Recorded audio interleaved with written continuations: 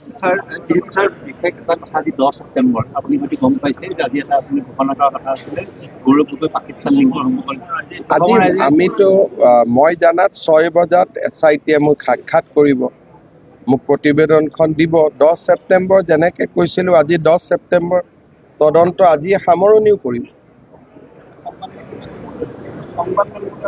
মই চিনেমা কৰিবৰ কাৰণেতো খোজা নাই গতিকে ৰিপৰ্টটো পঢ়িব লাগিব আপোনালোকে চিনেমা এখনৰ অপেক্ষা কৰি আছে মই তেনেকুৱা চিনেমা কৰিব খোজা নাই ৰিপৰ্টটো দিব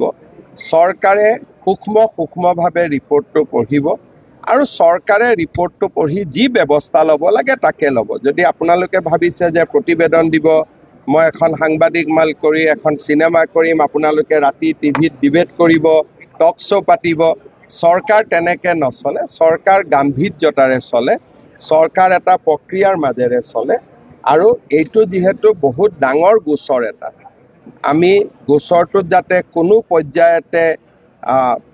তাক আমি এটা আকাংক্ষিত লক্ষ্যলৈ লৈ যাব পাৰোঁ সেইকাৰণে আমি তাক প্ৰক্ৰিয়াৰ মাজেৰে আমি আগবাঢ়ি যাম ইয়াতে আমি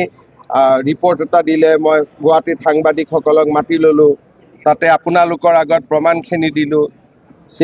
এটা টক শ্ব' হ'ল গধূলি প্ৰশান্ত ৰাজগুৰু বহি গ'ল অমুক বহি গ'ল এই ধৰণৰ পৰিৱেশ এটাৰ কাৰণে আমি তদন্ত কৰা নাই এইটো এটা খুব চিৰিয়াছ ইনকুৱাৰী দেশৰ সাৰ্বভৌমত্বৰ লগত জড়িত এটা তদন্ত আৰু দেশৰ ৰাষ্ট্ৰীয় সুৰক্ষাৰ লগত জড়িত গতিকে ৰিপৰ্টটো দিব 6 বজাত মই পঢ়িম তাৰ পিছত যি ব্যৱস্থা ৰিপৰ্টটো পঢ়াৰ পিছতহে মই গম পাম যে এই ৰিপৰ্টটোৰ ওপৰত কি ব্যৱস্থা ল'ব লাগে